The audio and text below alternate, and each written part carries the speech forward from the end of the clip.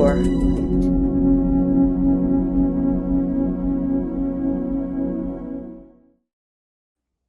Hello, hello. Welcome, everybody. This is Neil with Portal to Ascension, your host today. I'm joined with my co-host and my best friend, Joan of Angels. How you doing today, Joan? I'm doing great. I'm really excited about our interview today. I'm excited too. And Great. today we have an amazing guest who's going to be at the New Living Expo, and he's been doing some amazing work for quite some time. Originally, I was going to interview him myself, and then Joan had some free time and she jumped right onto it because both of us have been following his work, Joan a little more deeply, but definitely in alignment with not only the awareness that he has in regards to consciousness. I just watched his video on Sacha's Instagram just a few minutes ago about the reincarnation process and the bigger picture, but also the practicality and how do we actually make change on Earth rather than keep our heads in the sky? What do we actually do to take the step-by-step process to really make the world that we know is possible? Is one thing talking about it, but is another thing doing it. So I'm excited today to have that conversation, moving it from the etheric realm into what has been done and what is going to be done. So today we have Sacha Stone with us, everybody. And Sacha is an influencer and activist who works focused on elevated consciousness, energetic sovereignty, and the transformation of planetary culture. He's the founder of New Earth Project, acts as a curator for the New Earth Festival, and leads International Tribunal for Natural Justice. He has some amazing accomplishments. As I just shared, the International Tribunal for Natural Justice, it presented itself as a planetary court grounded in natural law and natural justice, and describes as an establishment proclamation since the 14th of February in 2015. He also has been spearheading and pioneering New Earth ecosystems, communities, and sanctuaries. I know that's one of his biggest passions. New Earth branded projects appear to be included in New Earth sanctuaries. Right now, he's working on something in Bacalar, Mexico, described as a large, regenerative, intentional community-style framework, and really seeing what it will take to rebuild civilization and build something from scratch in a level of higher consciousness.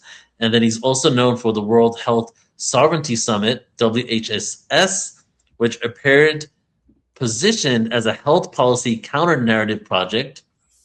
And it was described as in 2023, a summit that aims to restore veracity. And he not only is doing all that, there's so many other projects that he's been involved with as well. I remember I first heard about Sacha because I did so many events with Michael Tellinger. Michael Tellinger still is a huge fan of Sacha. And so I'm excited to bring him on today, everybody. So let's go ahead and welcome Sacha to the show. Welcome, Sacha. Good to see you, brother. Hi, Neil, Joan. Very good to be with you, and thank you for the kind words. Nice to see you. You're definitely a controversial figure. Yeah, I don't understand where the controversy comes from. I think I'm a pretty sedentary character who's been plotting a forward motion for such a long time, speaking the same shtick. Really, I've not gone off script in 25 years. That's a really long time. When you get to my age, you look over your shoulder and go, fuck me, how did I get here? But I've not changed my shtick. It evolves along the way. But I've got to say the controversy bit, I don't really get. I don't understand that. Well, it's counterculture. Let's put it that way. Everything you do is outside the box, which is why I love what you do. I think it's really cutting edge. You have a lot to offer us. Well, thank you. And, whenever I hear counterculture and counterculture revolutionaries, which, of course, on my tombstone, not that I intend to have a tombstone, if I were still living in the fallen light of Atlantis and life and death played out at 70 years and 10, which it won't anymore, friends. But if that was the case, I would on my tombstone like to have counterculture revolutionary. But then I'm also reminded of the fact that populist counterculture revolutionaries, like who's the favorite one with the little black hat from Cuba, the sidekick of Fidel Castro. What was his name? Come now.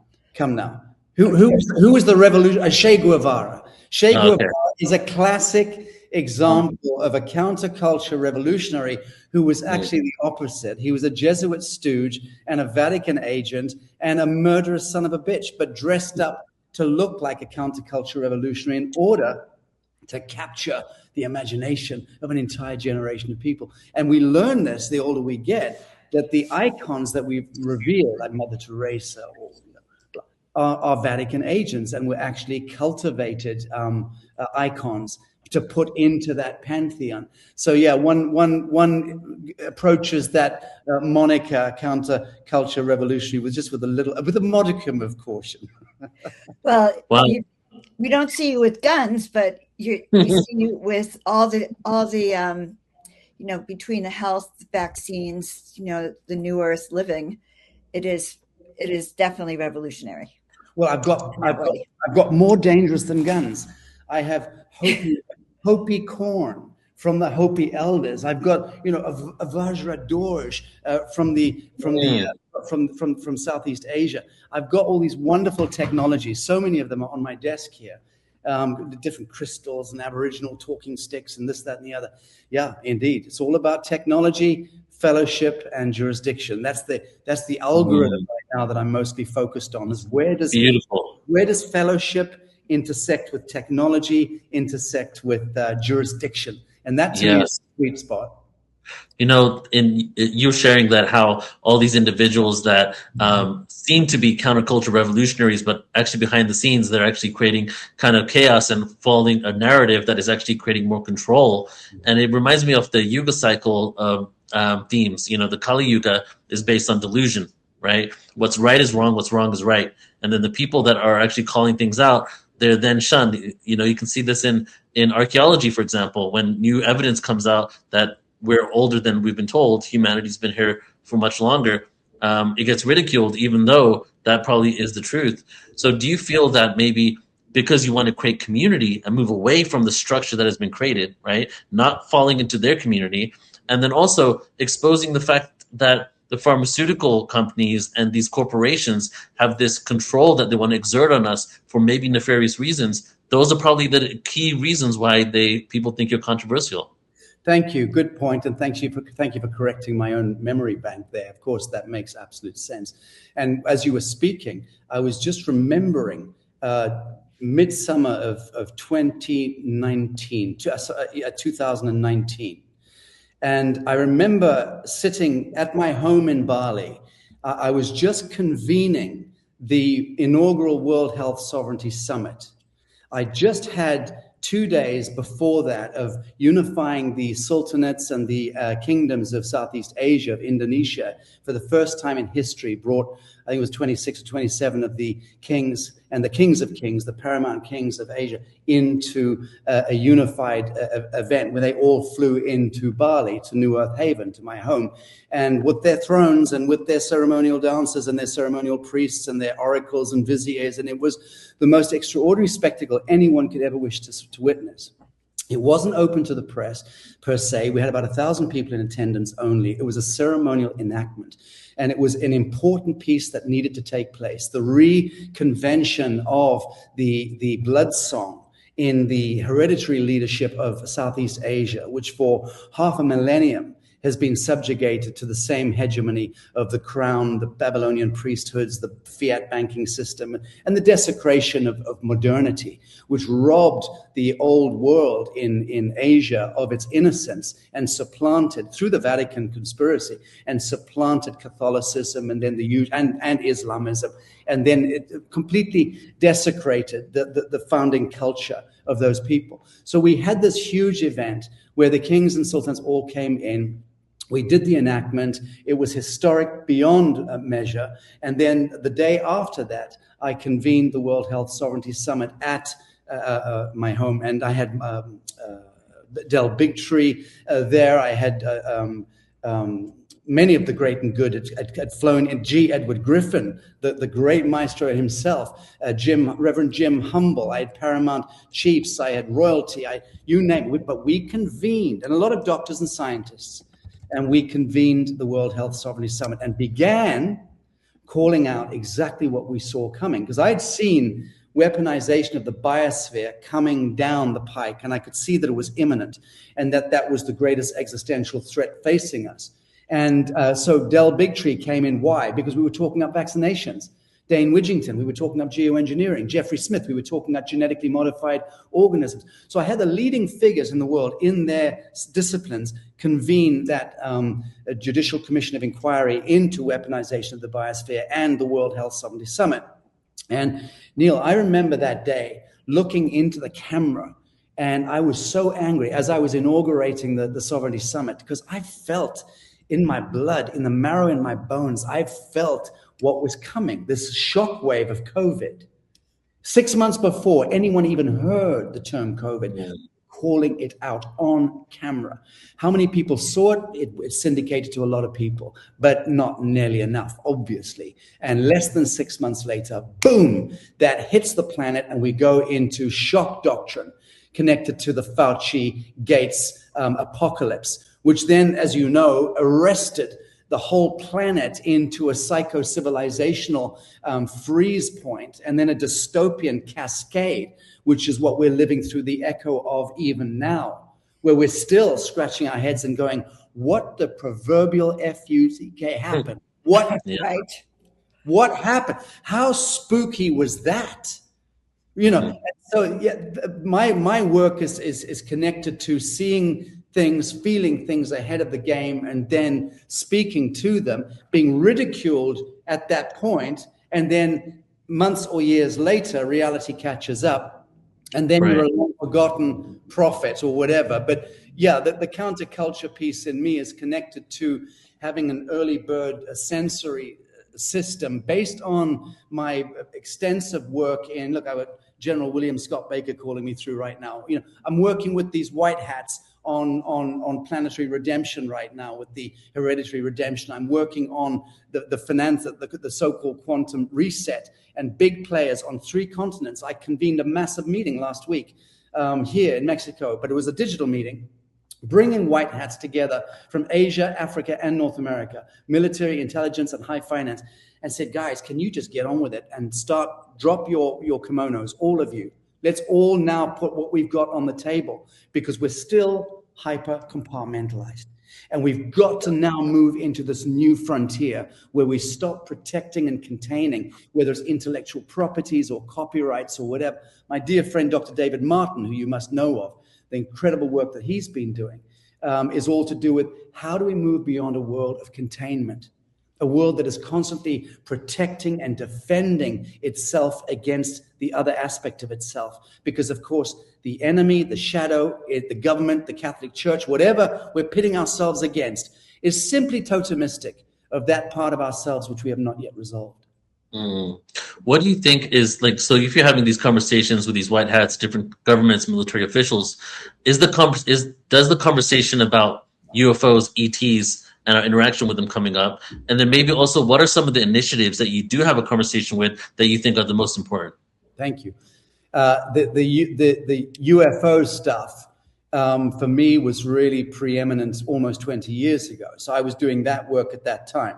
I mean, ask Stephen Bassett and any of the people, the real pioneers in exopolitics. That was when I was doing the work. And that was when I was hosting at my home in London. I was hosting kind of salons of these leading people, Lloyd Pye, the Crystal Skull, all the alien, all of these different, Dr. Brian, God bless him, Apollo astronaut scientist, Brian O'Leary, beloved Dr. Brian O'Leary, who was the man, an Apollo astronaut scientist, the man who was meant to lead the mission to Mars in the 1970s, which was stymied by Congress because they realized what that was going to do, what kind of can that was about to open up in the zeitgeist. So they stymied. Congress vetoed the budget, and the Mars mission was foiled late 70s.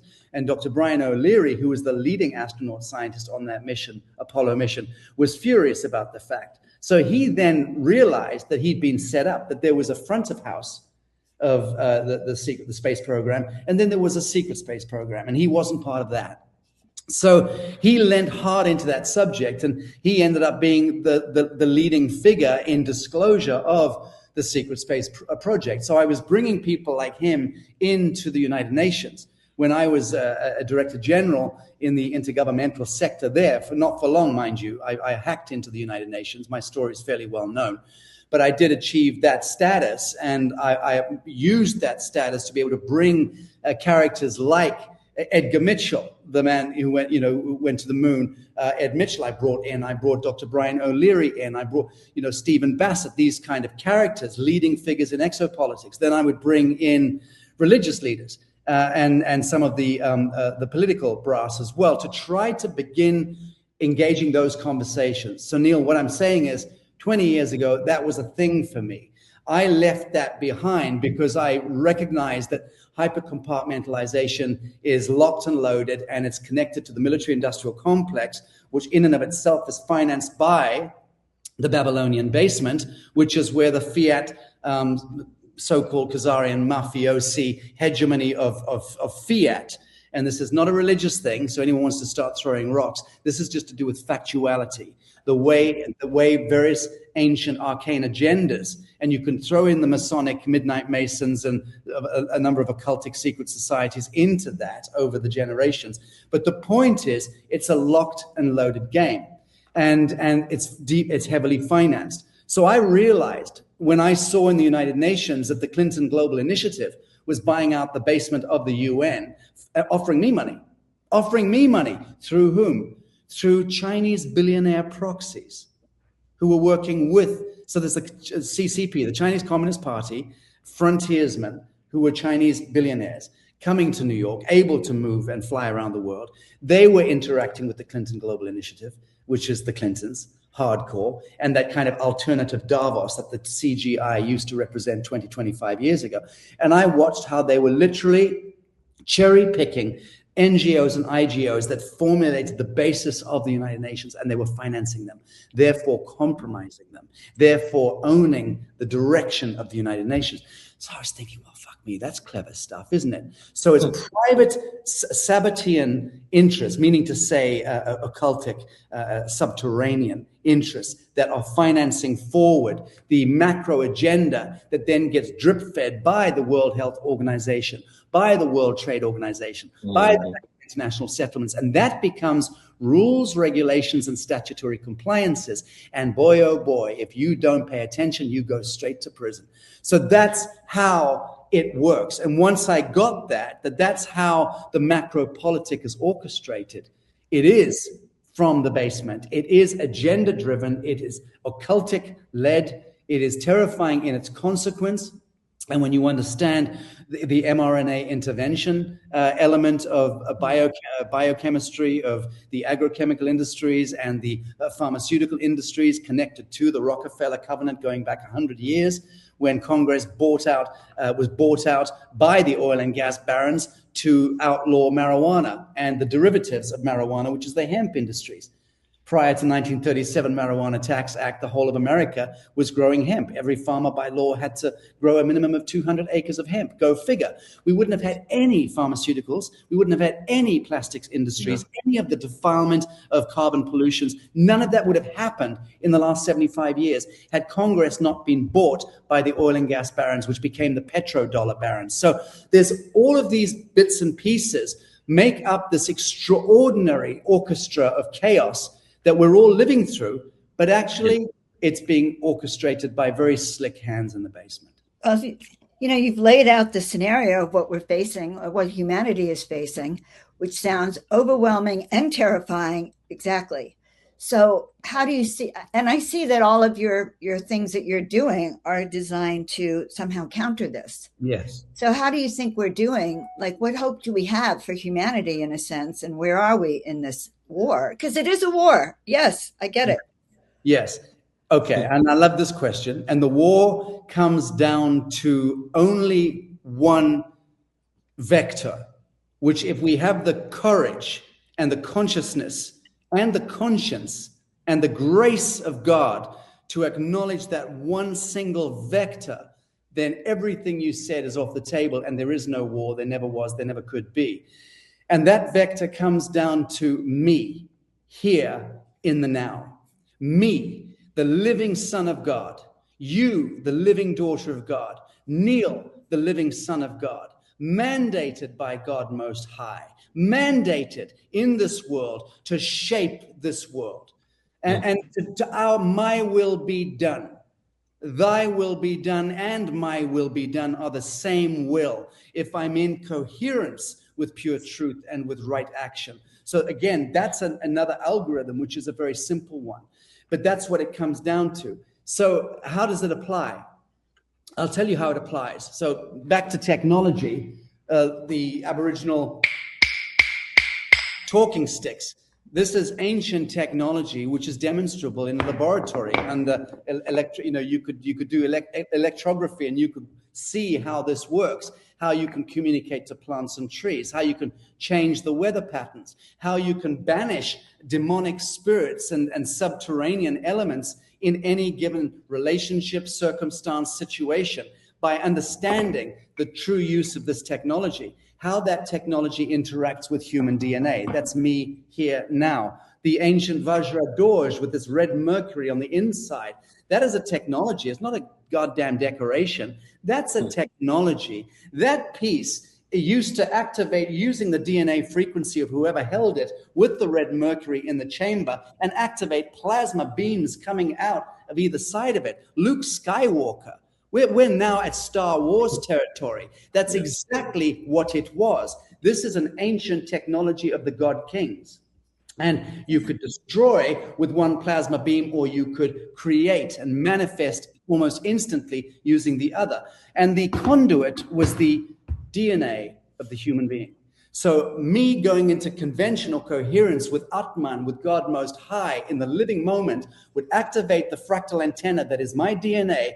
That would activate the technology, and I could create or destroy things and worlds. That's how we operated. Go back to the Mahabharata and to the ancient Hindu epics. All of the mystical traditions speak to the same ancient wisdom flame. We've lost that wisdom because we've been mind-fucked, we've been reduced genetically, and we've been reduced and shamed and guilt-tripped and diminished into being lab rats and wage slaves. And operating on possibly 3.5 to 4%, my reckoning, of our capacitance as sons and daughters of God. So to get to the question that you asked, and the answer is me here now, activating what is innate, natural born, immanent, which is timelessness and fearlessness. When I understand that I need to step out of 1260 TikTok time, I need to believe that time is money. I need to stop factoring that time is money pegged to scarcity, pegged to fear of running out of water, air, life force, whatever, and age and entropy, disease, death. All of that is part of the bad dreaming. And again, that technology from the Aboriginal peoples in the first worlds in Australasia banishes the bad dreaming. You cannot dream badly when you're using the sticks and when you're cleansing. So if we understand true ancient futures, we understand the true use of technology, we understand that we and our DNA are the highest expression of technology, and that our dreaming, our capacitance to dream and imagine perfection, patterns of perfection in the world, the more of us that can engage that state of fearlessness, which is timelessness within ourselves, and project that forward, that's called morphogenesis. And the morphogenetic upshift is exactly what your expo is doing. So that's the point of the work that you guys do, is the point of the work that I'm doing. But the more conscious we become of that process, the more beautiful the journey is. So that's essentially it. There is nothing to fear out there. I don't fear government because it's a godless construct that doesn't in and of itself exist without the idiotic permissions granted by human beings who are not in their grace point and not in standing in honor with pure truth.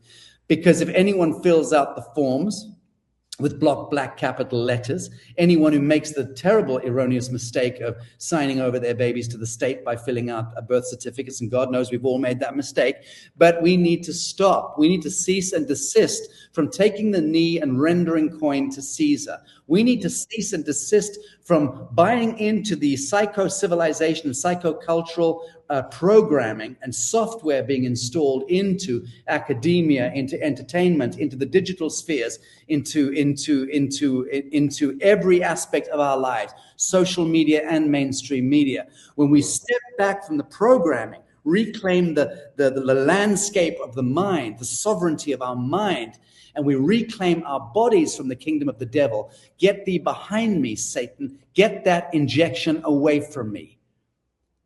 Play no part in the synthetic molecules intervention game. Then we're getting somewhere. So clarifying my mind from the propaganda, clarifying my body, and reclaiming I've never seen a doctor in my life, just so you know. And I know why I've never seen a doctor. I know why I've never seen a doctor. But and it's pig-headedness. It's absolute pig-headedness on my part, belligerence like you wouldn't believe.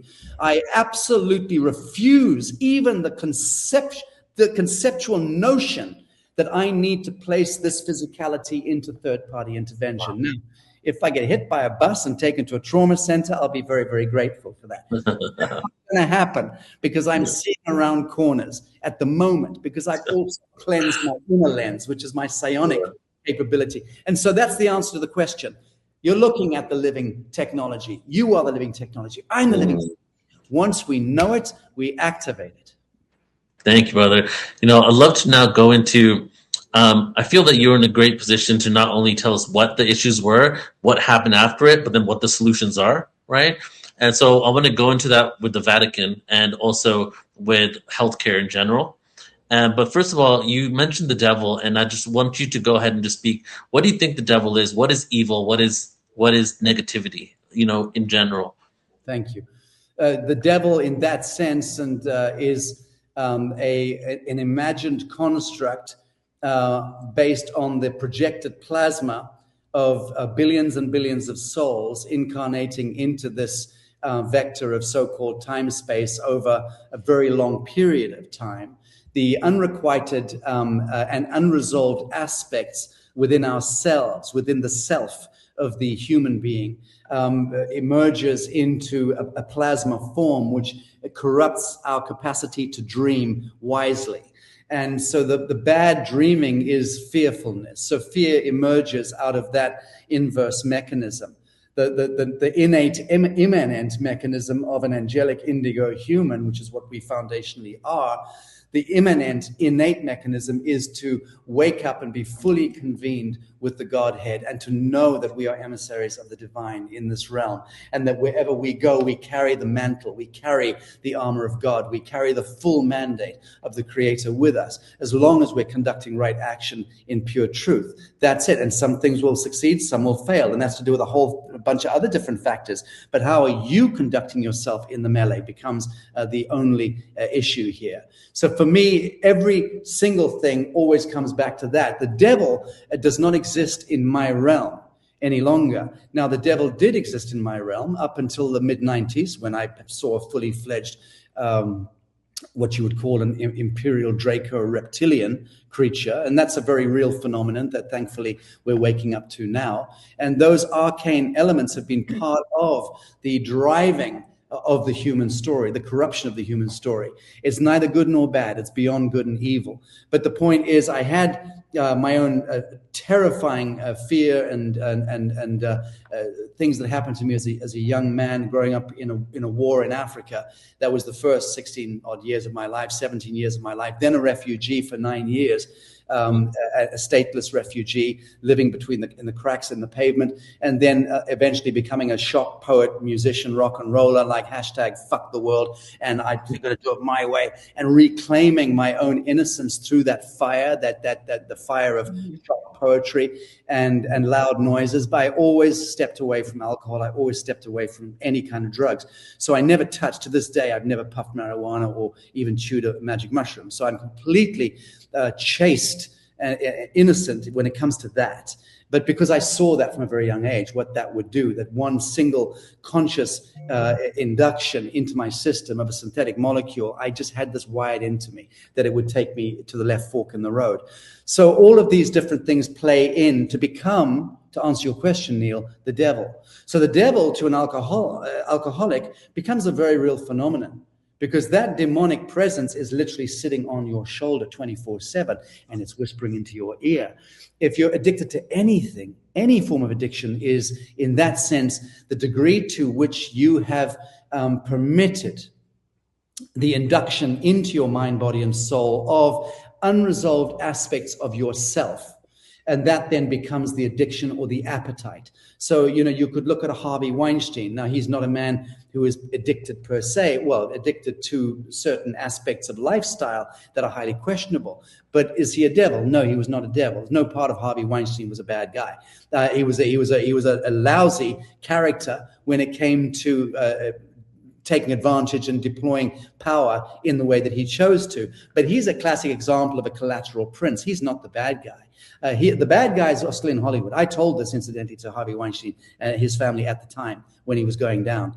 You're not the bad guy. The real bad guys are rearranging the furniture in Hollywood, setting you on fire. They douse you in gasoline and set you on fire. So Harvey is languishing in a prison cell now, years after the fact, trying to write books, trying to still get projects moving forward, in terrible health and utterly tortured as a human being. And he was never the devil. He was probably the most decent out of the devil, the lot out there. In any event, that's a classic example of who is the devil, what is the devil. There are icons out there on the world stage right now who I could name, but I don't do that. It's not my shtick, not in public. Attend any of my private talks, and I will absolutely name and shame these devils and these sons of bitches, because I know who they are. I've moved amongst heads of state. I've moved amongst royalty. I've moved amongst the glitterati in Monte Carlo, in Hollywood, in rock and roll for over 25 years, almost 30 years since I was a kiddie, since I left Africa. I have a great deal of experience there, and I'm not afraid to speak to it. And the fact that I've never been afraid to speak truth to power, and this is getting back to the story of the devil, who or what is the devil. When you do learn to speak truth to power and remain absolutely anchored in conscience and consciousness in action, the devil moves out of your way really, really quickly. Now, I still have death threats occasionally. The most recent ones were about 5 months ago, and there were lots coming in. So what we were doing in Tennessee and consecrating land out there for the First Nation peoples, and doing a proclamation event Midsummer's Day on our new Earth Tennessee land. And we had military and intelligence folk, and we had, all the great and good turned up, Laura Eisenhower, Scott McKay, many of the hereditary chiefs. It was a powerful event, enacting and embodying and manifesting as consciousness in action, a consecration of the soil, a reconvention of the relationship between humanity and the living soil, removing the war powers, removing Washington District of Columbia, removing the municipal authorities and the statutory compliances and all that bullshit, which is all dreamt up nonsense, and retethering the land into a proclamation of full independence and autonomy as living sons and daughters of God. Now, we did that. Anyone can go and see what we did. It was remarkable. And Midsummer's Day this year, I'm planning to be back there with the team for another great unveil. But that, for instance, is how the devil leaves your landscape. He leaves your realm once you are on the front foot and dynamically enacting, embodying, and manifesting right action and pure truth. I keep saying this to anyone who will listen to my waffling. Could never be simpler than that. People talk about, well, aren't you afraid of the bullets? Yeah, I've caught them in my teeth. People who know my backstory, and on my private talks, which I'll be doing a bit in your expo, I'll show photographs. I'm happy to show the pictures of me bloated and poisoned and yellow and blue like a frog when I was poisoned, in 2016, 3 days after being warned by the now former defense minister in Lithuania that I was a dead man walking. That was real stuff at the time. I was addressing the parliament. I was giving them an algorithm to take down a satanic government that was a proxy working for the European central bankers and defiling the country of Lithuania to try and create a backdoor to Russia, to Putin. They failed, and then they swung across to Ukraine again to do it in the Ukraine. I was involved with Tymoshenko's regime many years ago, 20 years ago. Forgive me, not 20 years ago, 17 years ago, something like that. I've been part of some of these storylines, and I've had the back experience. There is no devil. The devil does not exist in and of itself, in and of himself. The kingdom of the devil does exist, and it depends upon you and I granting permission to tap dance on that checkerboard. So if we grant permission for that checkerboard to exist, it'll invite us. And that's the realm of duality, of binary logic, of the great paradox of existence, of, male, female, Shiva, Shakti, light, dark, sun, moon. We're born into this incredible realm of duality, but not in order to be at war, in order to settle on the indivisible line between perception of good and perception of evil, between the black and the white checkerboard. If you're on the indivisible line between the two, you are absolutely untouched. You wear the armor of God. Most good Christians believe that their form of dogmatic Christianity is a godly thing. It's not. It's an ungodly thing. The same thing with the average fundamentalist zealot Muslim. They believe that their devotions to Allah are beyond measure, and they will earn 1,000 stripes in heaven. But they're not. They're just dogmatic, zealot pieces of shit human beings, unresolved within themselves. Sorry for my bad language, can't help it. But they're unresolved within themselves. And so they pit themselves against Christians or against Jews or against Muslims or against Donald Trump. You see, and the minute you're participating in that dialectic, you are tap dancing on the checkerboard of the kingdom. You could say that that's kind of like for everything, even beyond religion, whereas people that are projecting things out, especially right now, divide and conquer has been the name of the game, right, ever since the beginning. And it seems like at the end of this dualistic experience, duality is at its finest. It's the most divided it's ever been, right? And you can tell that a lot of times when people are making judgments on political figures and things like that, there's unresolved parts of themselves that they're projecting. And maybe there's some truth into there's a part of yourself that you see in the other person, and that's something that you don't like about yourself, and therefore you're projecting it out on the other person. Universal Law 101. Exactly right. I couldn't have said it better. And that's the deal. Now, here's the fun bit, and this is answering the question that Joan's about to ask me before she asks it. I love it. What am I doing to actually build forward the new earth? What are we actually doing? So that we can just have fun. I've maintained for years that there's only one foundational premise to reality, and that is that we wake up into a given realm. Here I am. Wow. It hurts. It's fun. It's enchanting. It's scary. And the universe leans in over my shoulder and whispers into my ear, how do you want to play? And that's it. That's the entire premise of reality. And the degree to how I respond to that and the degree to which I put myself into that response is either an affirmation or it's a diminishment. Either I strike forward into life and embrace and forgive and absolve. God knows the rocks that have been thrown at my head. God knows the bullets I've caught in my teeth personally. God knows the horrors in my own basement in terms of my past and what I had to live through and see. And the death, the grief, the loss, I've had it. I've been there. I've stared into the eyes of death more recently than not in the last year. I've been through the most awful scenarios, and yet. The choice is to lean in and to play and to affirm and to expand and to create. And that's all I'm doing. And the extraordinary team that I've got around me. And I woke up this morning and immediately, got on the phone to Dr. Manelli, who runs my office. And I said, Manelli, because she was having a bad night and saying, we're taking on so much. How can we take on so much? She's my deputy. She's my, the one I speak to 27, 30 times a day, have to. And I've got scores and scores of people on the team. I think I pay just around 60 salaries a month. So there's a lot of people in my ecosystem, but they're all moving in different directions oftentimes. And we don't have a corporation. We're not structured in a pyramidal system. It's discombobulated, and where the energy is flowing, it moves. And when it doesn't, it constricts, and we have to triage and move. So it's a fluid quantum system that I've been developing. But I can tell you this much: in the course of a day, it's staggering. This morning, I was on a long bridge Zoom call with our economics unit. That is cryptographers, engineers, IT, communications, marketing, sales, bankers, high finance experts in convergence mechanisms.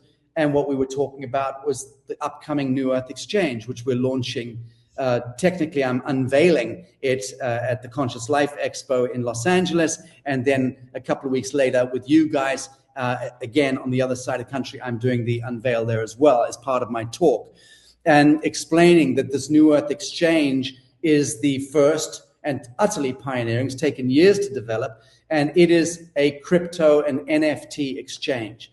And we've got over $5 billion worth of government projects in Africa. We've started with Africa, listing onto our exchange when it goes live in a few weeks' time.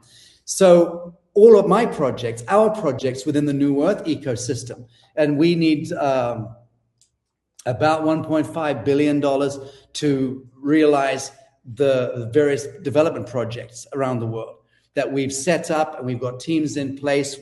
And it's more or less moving forward. There's different ways of raising finance. We can raise capital through institutional money, or we could raise money through crowdsourcing, which sometimes works, sometimes has inherent problems in it. We've been feeling that in Mexico. We had some instability connected to the length of time for us to get the permits by the government. Some investors get fed up with waiting and say, we want to pull out. Other investors wanted to go back to America because Trump came back in power. So you have to factor. They go, the ship falls over, you've got to prop it up again and move forward. It's exactly what we're doing. It's not a problem. But the point is, we are always in this creative approach, this fluid approach. We are still subject to getting, all sorts of obstacles in the way. But we are foundationally flexible and fluid, so we can never fall over and die.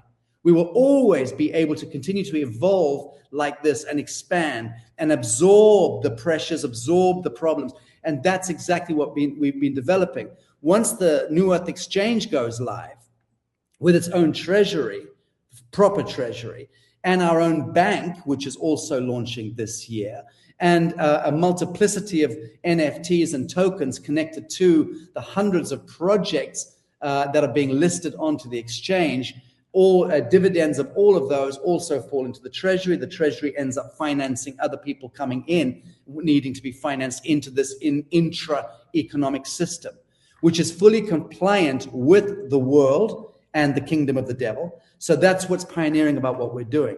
It's an exchange for NFTs and coins that will be attributed to the projects which get listed onto the exchange. It means what, in simple terms? It means that people of the world, through this mechanism, in the coming months and years, will be able to own the bridges, the roads, the schools, the clinics, the hospitals, the products, the apparatus, the infrastructure that has hitherto been owned and controlled by the devil. The devil, that unseen creature that always drives agendas driven by time as money, fear, scarcity, and all the rest of it. So that's how I and my crew have been leaning into building and engineering new apparatus. So it's land developments, it's bioarchitecture, it's bioresonance, it's longevity and age reversal biotechnology, which we're deeply involved with. I'm just completely hogtied by legal restraints. I'm not allowed to speak to that, even although that is without a doubt the most exciting stuff that we're dealing with. Bar none, what we're dealing with scientists and medical scientists is beyond imagining.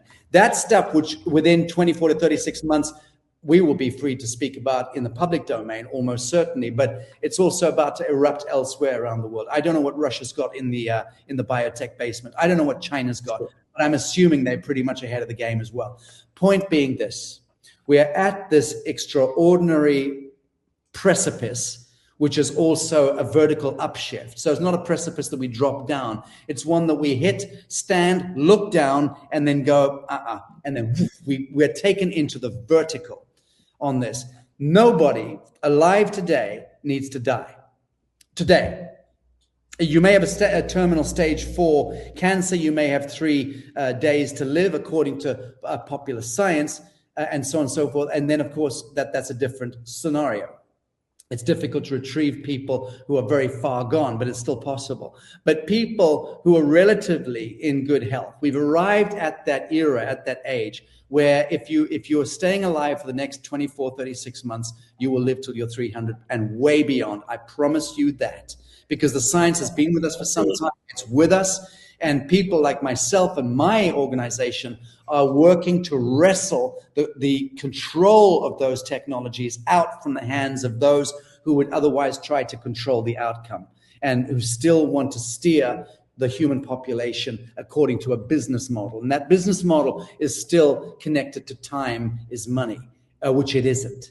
And that's where we come in. So long story short, there is a multiplicity of tremendously exciting things connected to freeing humanity up from the strictures of government, the strictures of the banking sector, the strictures of health and medical science, the strictures of academia, and even entertainment. So on all frontiers, we're going to see this epochal shift happening. And this year, 2026, is that year.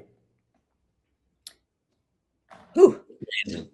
Well, that was a long answer to my unsaid question, but quite powerful. And really, what I get out of this is that, number one, it's us. We are the creators. And these are the tools that we need to learn. And it's time for many of us to really up our game a notch and really get involved and more passionate about this, because there is hope.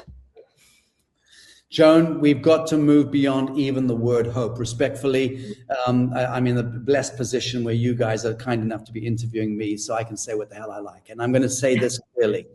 We should not even be using the word hope any longer. We need to now sit with it and transmute it into something else. Hope, faith, and trust are not helpful to our ascension. They are not helpful to our enlightenment. They are non-affirmative. They are suspended. I understand the benevolent and the benign sense of the word hope and trust and faith. Of course, I understand that. But I'm saying that in real terms, we don't need to have trust any longer. We need to know. Yeah. We don't need to have faith any longer. We need to have knowing and being. And that needs to convene inside of us. So hope, faith, and trust be damned. As far as I'm concerned, I know what I know, what I know. I see what I see, what I see. Unlike those ghastly woke liberals on the east and west coast of the United States, God forgive them for their eternal crime against humanity. But I need to see and touch and smell things to know that they're real, and not be informed and told what is politic or what is proper, what is, So we just need to get back into relationship with self, get back into our sensory experience of life. What do we see? What do we touch? What can we smell? What can we feel? Get barefoot again. Go and connect with nature. Go and embrace everything that presents itself on your screen of life is there as a perfect totem in the living moment. And when we can get back into that, then our psionic intelligence opens up. And that's our God radar. And the psionic intelligence, the more that activates within us, it interconnects us to the empathic wave that comes off the human heart. An actualized human heart extends a waveform that can traverse the entire known universe. That is mathematics. That is fractality, torsion mechanics, and scalar wave mechanics. We know this in science and mathematics. Now we need to embody it. So my capacity to be out of fear and out of this fiction of time in my mind, and in the state of now and of bliss and of how can I create, manifest, affirm, expand, explore. That should be all that we're infused with in this world. We shouldn't be sitting around on endless podcasts complaining about the status quo and talking about, who's got it right on which side of the aisle. That's part of the game, the dialectic that my beloved brother and friend David Icke has been warning the world about for over 30 years. Don't get involved in the dialectic. Beyond a certain point, just go out every day and put yourself into creating and expanding. I mean, what's upcoming with your expo is going to be one of those extraordinary venues that is bringing in this incredible pantheon of influences and icons and people at the frontier of consciousness and thought leadership. That's exciting. That's creativity. I'm only interested in that. But hope, trust, faith, be damned. I love it. Thank you so much for sharing that. And even though I don't use hope anymore because there's a knowing in me, I know it's inevitable. It's pretty much inevitable that even all the ancient scriptures have prophesied this time. You can look at ancient calendars. We're in an upturning consciousness. Yes. And now, in closing here, like the final question I want to ask you, you spoke of on one point about the little person on your shoulder whispering negative things to you, right? And you also shared about how it's really quick to be in alignment to shift that devil away from you and just to have some clarity. And now look, if we look at the collective world, a lot of people aren't in this know. There's a lot of people still deeply rooted in religion. So what do you see for the future of humanity on the mass scale with all the collectives of people that are still in the deep slumber? And do we even look at it in that way? Or what needs to happen, or what is going to happen that can shift people to getting more of an understanding of connecting with our environment, connecting with our nature, and connecting with each other? In a sense, nothing that I say is going to matter in answer to that question, because people who have failed at this time to bifurcate themselves into the right fork in the road as opposed to the left fork in the road are foundationally beyond redemption. But I said the same thing 4 years ago, and it connected to the whole kind of COVIDiacy talk that was going on, and I was very much involved in that for many years. So people who've made a choice already to continue to peg their ideas of reality to time, to money, and to fear will ultimately be pulled by the laws of entropy, which they are worshipping by virtue of their low frequency plasma attention, where they're directing their plasma toward fear, time, and money, is by definition low frequency. And that is what equates to war economy, to scarcity, to disease, to death. We program death into our own DNA by wishing each other happy birthday. So because we're still in happy birthday and happy anniversary, happy this, happy that, we're still segmenting ourselves and compartmenting ourselves into vectors of time. And that's a stupid thing to do. Any enlightened avatar can see the folly of that. Any enlightened extraterrestrial from Pleiades or Alpha Centauri or Andromeda would look and laugh at that and say, what the fuck are you people doing? You can't wish each other happy day on a given day because it happened 365 days ago, going back to the moment of your inception. That's a travesty that you're compartmentalizing your limitless value as a child of God into these discrete units of time, which is a fiction. And then as you're continuously wishing each other happy birthday, you're aware of the fact that you're getting older, and older means scarcity. Scarcity means entropy. Entropy means dis-ease and death. So we are literally programming dis-ease and death into ourselves by adhering to the fiction of time as a psychocultural obsession. That needs to stop. It just needs to end, because the minute the group plasma, the hyperspheres that are captured by the group bad dreaming of this earth, human beings are so immensely powerful as plasma capacitors of God force. We can power up an entire sun, a single human body. It's known we can do that. We've got billions and billions of souls. It's like having billions and billions of solar systems composited and compressed into this world, this earth plane, and then cast into the void. We've got to work out a lot of stuff. There's billions and billions and billions of interweaving, interbraiding souls and incarnations. But the net result is a group plasma projection of the groupthink. And that is keeping us back. And what is holding us into that captivation is time, the idea of time.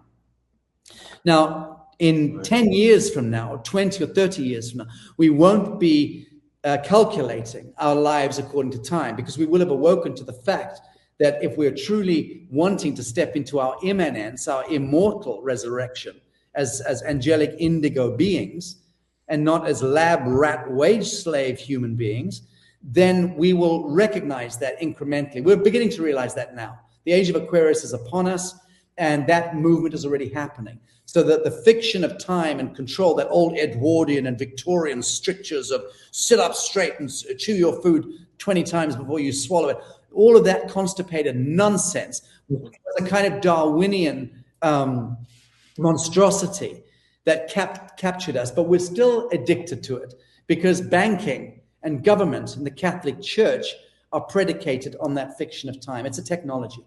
So I'm just suggesting we've got to evolve beyond it entirely. And in my life, I've already done that. And by the grace of God, I've arrested time to some great extent, certainly in my capacity to wake up every day and see the world through the eyes of a child at my middle age. That's an accomplishment, but that's consciousness in action. And that's a technology that no government, no Catholic Church, and no priest banker can ever inhibit. Consciousness in action. I love that. I think that's a good takeaway. Like, because I'm thinking all these things are about how we break free, and it's so ingrained that without this consciousness every moment, I think we can fall back. Yes, thank you. And how about I'm free all the time because I'm not in time. I am free by definition and by distinction. I am living in absolute freedom. I have the freedom right now to delete both of you by simply pulling down the computer screen. It's done. It's over. We have such incredible freedoms today that we couldn't conceive of half a century ago or a century ago or 1,000 years ago. And yet we're still captured by time and by the idea of scarcity and that we're running out of stuff. And that to me is an abomination. So is this what your presentation is going to be about at New Living Expo? It's called Geometry of Revelation from Bone Shakers to Biological Ascension. Maybe you can share a little bit about what that means. Sure. So I'm dismantling the Cartesian logic. I'm dismantling Newton and Einstein, essentially, and Descartes, and some of these incredible pioneers who I have huge reverence for, incidentally. Huge reverence for. I don't have reverence for Charles Darwin. I'd take a running kick at his Victorian ass if I ever met him in any realm, because he was a fudging old Mason, just doing the bidding of those dirty old men with big beards and cigars that were trying to auto-destruct the Christic, the faith and the mystical traditions of the cultures of this world, and into a kind of Victorian control mechanism. So I don't have much respect for Charles Darwin, and Einstein as well. I think he deserves a bit of a cricket bat around the back of the head for what he did with Oppenheimer in really constructing the atomic bomb, because that we can thank Einstein and Oppenheimer for, and that's unforgivable. And yet Einstein was extraordinary and he was beautiful. And Descartes similarly. And all of these historical figures have just brought remarkable bounty, but they were also trapped in old strictures. And it's time now for us to move entirely beyond it. I'll give you a little example here of exactly how this plays out into people who are watching this interview.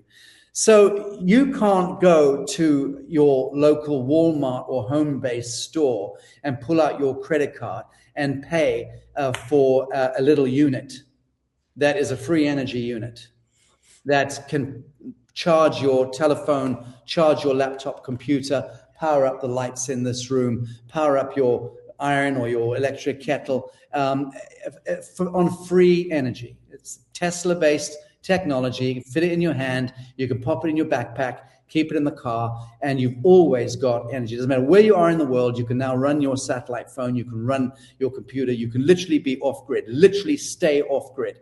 You can bundle those together and create enough to power up a big house. So that's, for instance, real technology that's with us today. I know because we've been incubating it in-house. It's a new earth technology, and we're going to be coming out with that, listing it on the exchange. But the point I'm trying to make is this. You can't get that technology at Homebase or Walmart. Why not?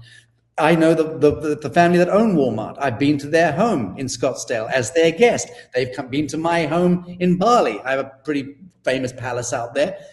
I sat down and had the conference with them about this and said, we've got these technologies. Could I get them financed forward by people who are captured by the system? Hell no. Not interested. I've stopped looking for money from people who've got money, because the people who've got big money are absolutely captured. You're not going to get jack shit out of these people in financing quantum solutions forward in either the biotech, biomedical, or in the free energy domain. That much I'm smart enough to know.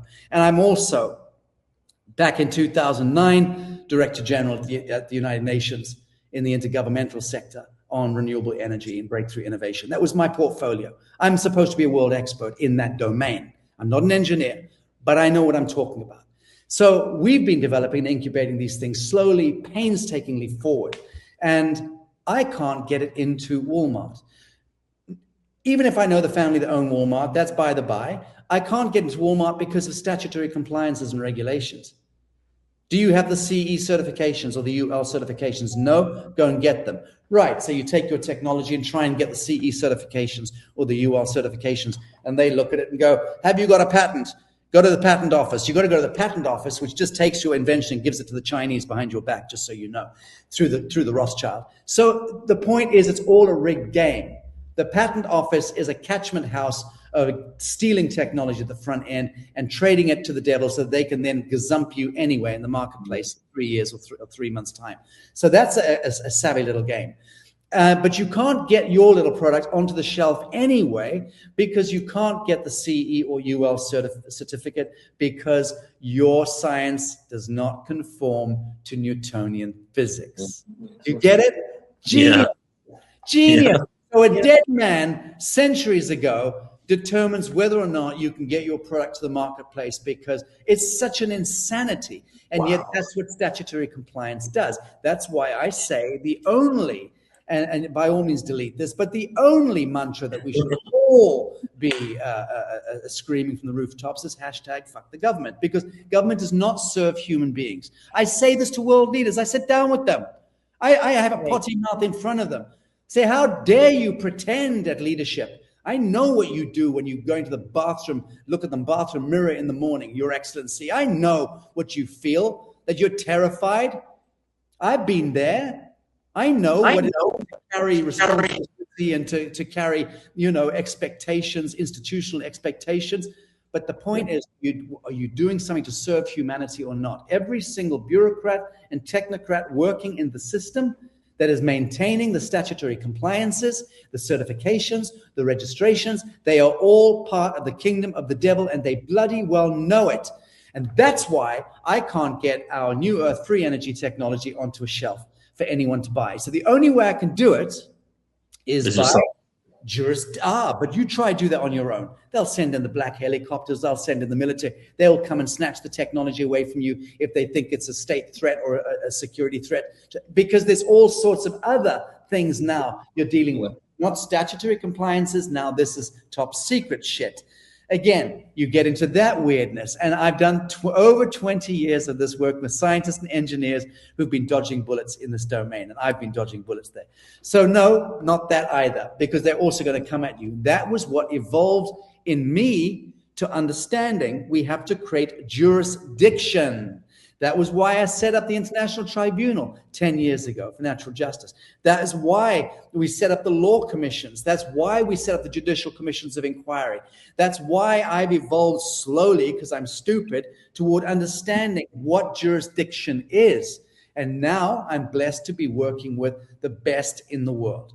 And we've created that jurisdiction. It's a corporation soul, a superstructure of a multiplicity of universal, irrevocable trusts, all nested into each other, just like the Catholic Church.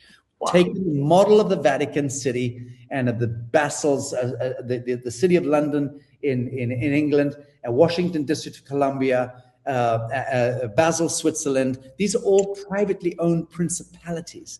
Corporation souls with the Pope in control and who writes the law. So you're looking at the presiding elder of the New Earth Nation Coalition. So that is a real jurisdiction that exists, that is impenetrable by any government or by any, flyover and all the rest of it. Mind you, Trump makes the rules up as he goes along, God bless him. So one's not really safe dealing with him because he doesn't pay attention to any of the rules.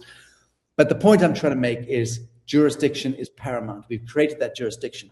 Now, people coming into the diocese, becoming the flock, so to speak, in the diocese, are private members, operating within a private members association, but it's an ecclesiastically protected one. So we operate transnationally. So I'm going into to Rome later this year, ostensibly to meet with the Pope, and we'll see how that plays out. And I will be going in as State Department to State Department. So when I do that later this year, and that's already in motion. But when that happens, I'm going to be proving a point. I have to have a meeting for some very good reason, which will be made clear after the fact. But we're going in state department to state department. And that's how you do it.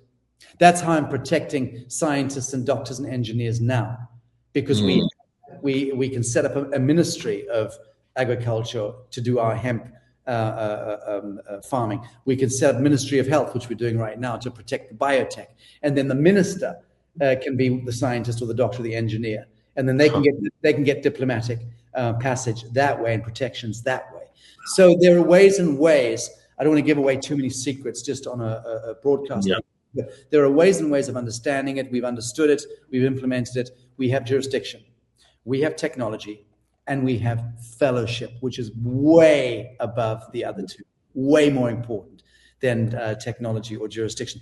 But that trifecta coming in together is impenetrable and is unstoppable. And that's the new Earth horizon that I and many, many thousands of others in our movement are helping to. That's beautiful, man. Yeah, I could see that since you've been in this role for so long, you've kind of figured out an equation on how to implement this in a way where it doesn't get shut down. You know, you probably a lot of trial and error in the process. Beyond, we can't imagine how much trial and error. And as those who know me know, the single most important thing is stamina, because things happen. Sometimes curveballs happen, and you get hit sideways, and you're supposed to collapse. You're supposed to file for bankruptcy. You're supposed to collapse and fall victim and run for your mother's tit or to the Maldives to try and escape. But I don't do any of that.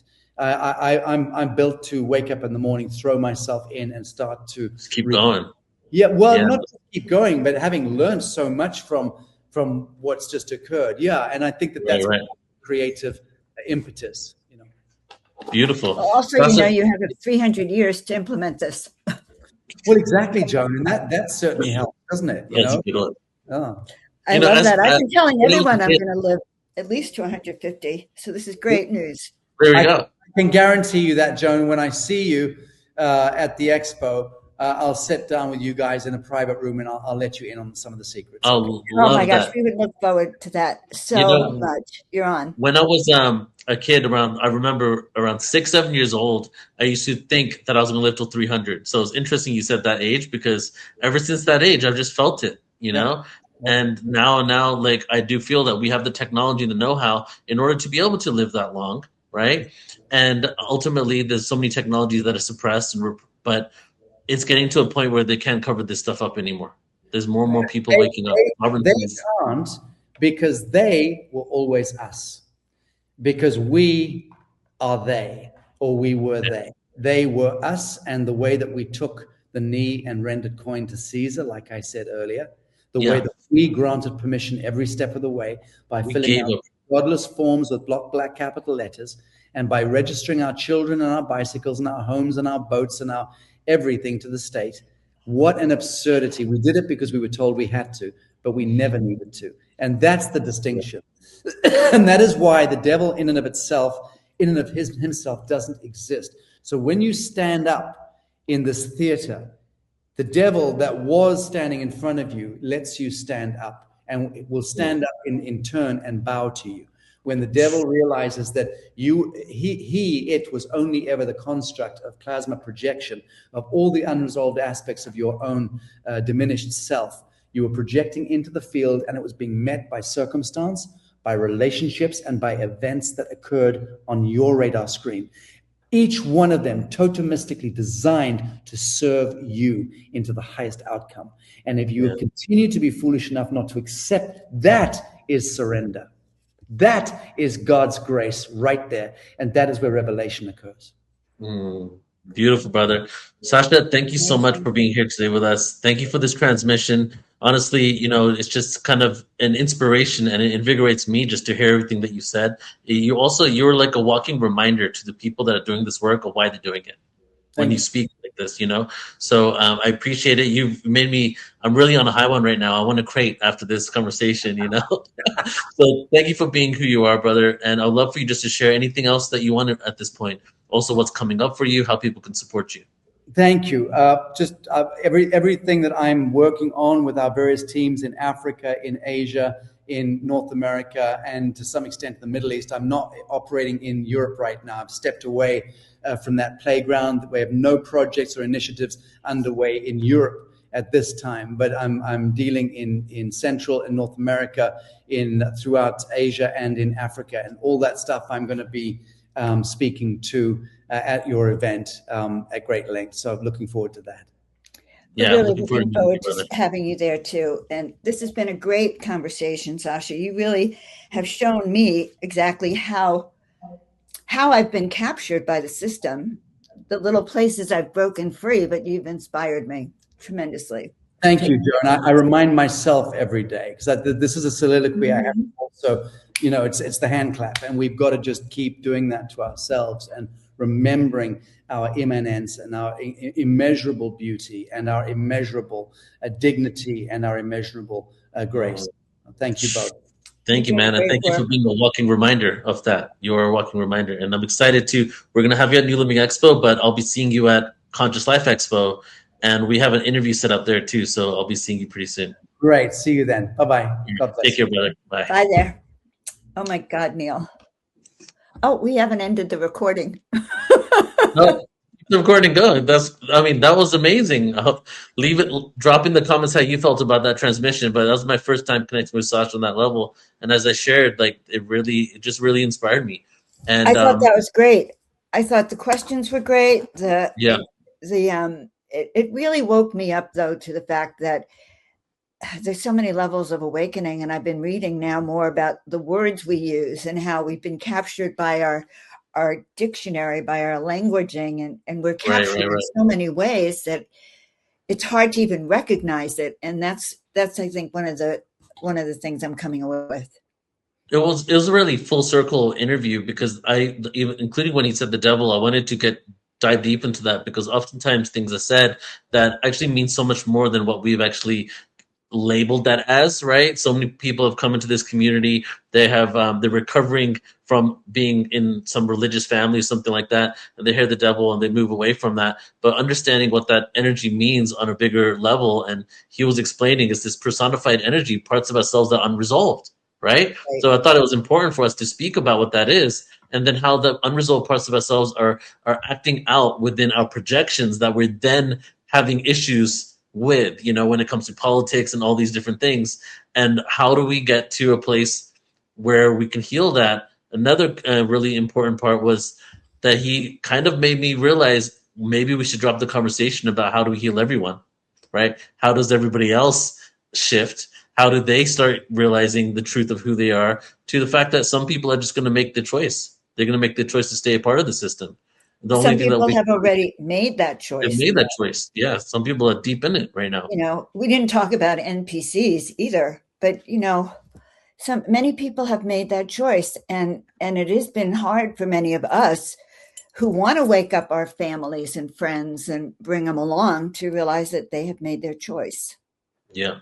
Like I found myself, I no longer send, information to people. This, oh Yeah. my God, I just found out this, you got to read it. I stopped that a long time ago. And even Mm, again, because why am I doing that? I yeah. care, but they don't. Yeah. I mean, I've been there too. And then, if anything, it actually affects my relationship with them. And it makes it that I can't have a good time when I'm actually going out to dinner or or at a family party or something like that, right?